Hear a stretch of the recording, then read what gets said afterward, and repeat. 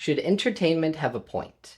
Should the things that we read and watch and listen to just be for mindless fun or pure entertainment, or should they have a deeper truth attached? And if they have a deeper truth attached, how much can you go in revealing that truth? Should you hit the reader over the head with that truth, or should it be more subtle? That is what we're going to discuss today on Caleb's Bookshelf.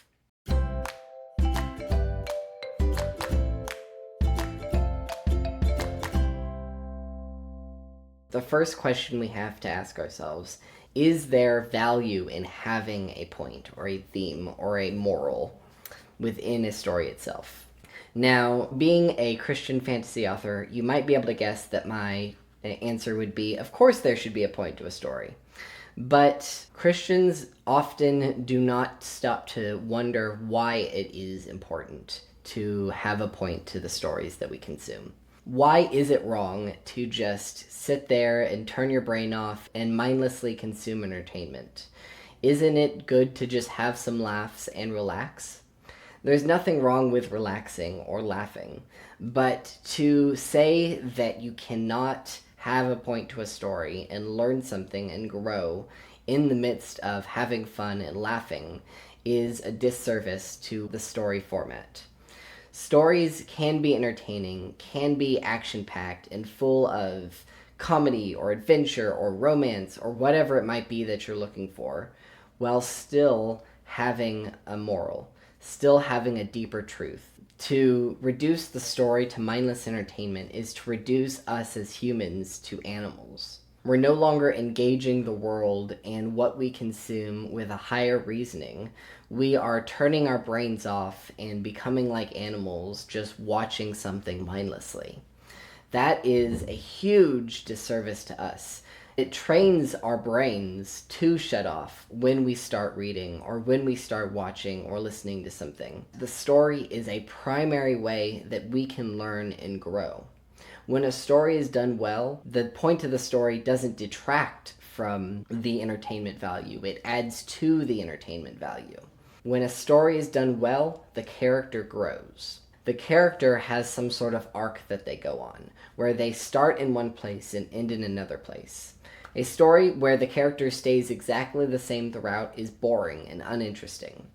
It is a good story where the character is forced to grapple with making choices and changing and becoming a new person in some way or another. A character is not only mindlessly making choices, just like we are not mindlessly consuming stories. The character is actively having to make decisions and actively making those choices that will take them on a trajectory, either a positive trajectory or a negative trajectory.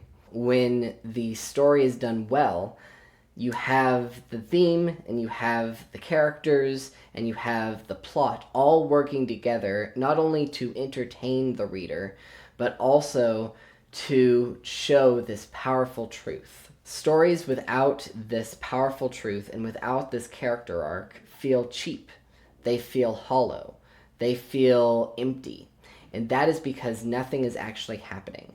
You just have a character jumping from plot point to plot point, getting from one situation to another without anything actually happening. But when you have a character who's actually grappling with a moral, grappling with a point to life, to everything, they're forced to grow.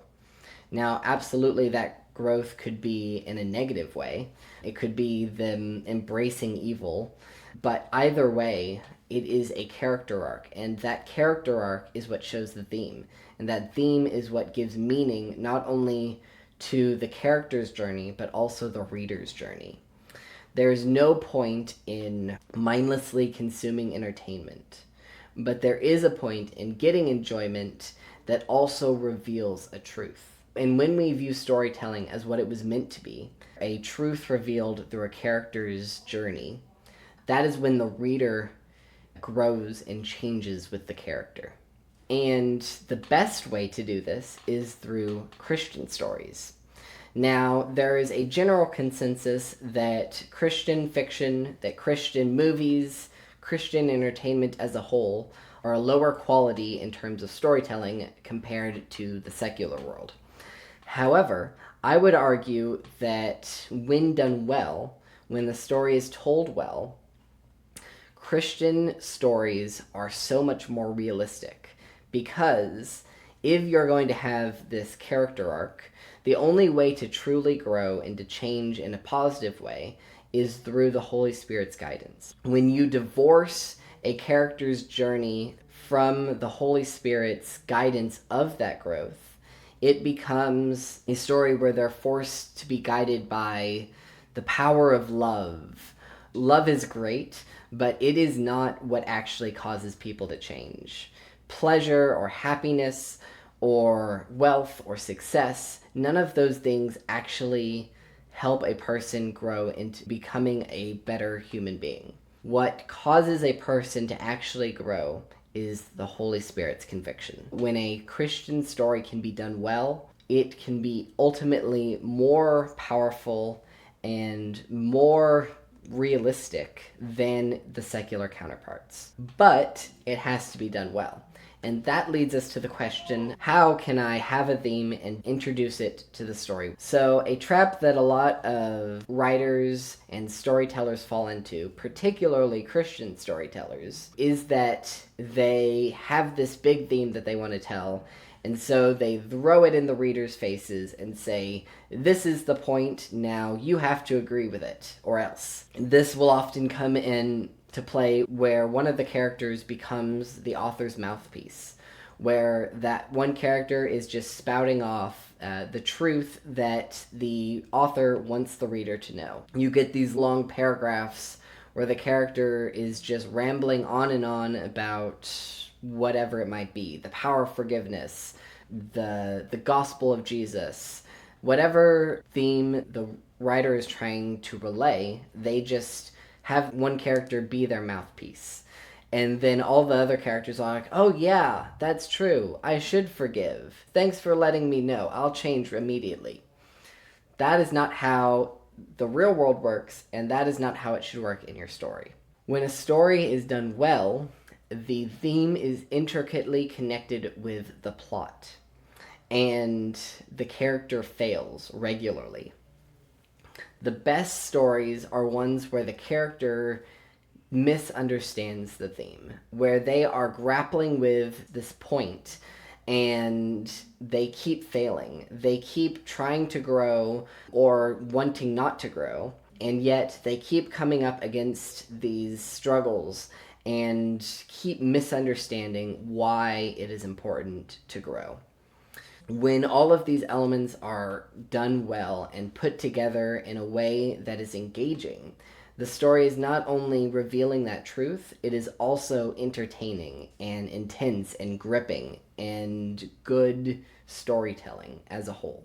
If not, it reduces the story format to something barely recognizable, and it reduces us as humans to animals. But in order to have a good point, in order to share the theme in a well-done way, it requires more than just throwing it in the reader's face and telling us exactly what you want to know. It requires thought. It requires deeper complexity in how it is incorporated in the character's journey and their character arc, in the overall plot, and everything working together to tell a powerful and gripping story. Those are the kinds of stories that me as a reader, I want to read, and me as an author, I want to write. And so if you are looking for these kinds of stories, I highly recommend that you check out my novel, Downfall by Caleb Ward. You can find it on Amazon or at my website, calebwardauthor.com. And subscribe to my channel here, where I'll be sharing lots of book recommendations of books exactly like this. Books that have these deep and gripping truths and a point to the story, but are not hitting you over the head with it, instead revealing those truths through the character arcs and through the epic, complex plots. These are the best kinds of stories. So thank you guys for watching, and leave a comment down below with what is the story that you think does this well. and share your thoughts on whether or not entertainment in stories should have a point.